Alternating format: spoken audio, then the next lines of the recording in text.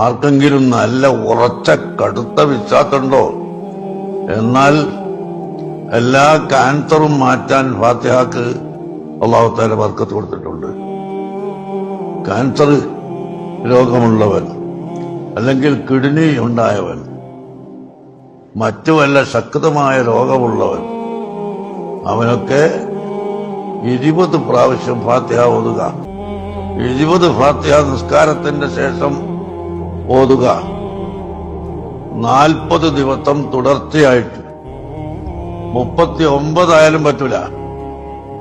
40 ദിവസം തുടർച്ചയായി നിസ്കാരത്തിന്റെ ഉടനെ 20 ഫാത്തിഹ ഓതിയാൽ ഇൻഷാ അല്ലാഹ് എല്ലാ ക്യാൻസർ രോഗവും മാറിപ്പോവും, എല്ലാ കിഡ്നി രോഗവും മാറും, എല്ലാ വയറുവേദനയും മാറും, എല്ലാ സൂക്കേടുകളും അല്ലാഹു തആല മാറ്റിത്തരും ഇൻഷാ അല്ലാഹ്.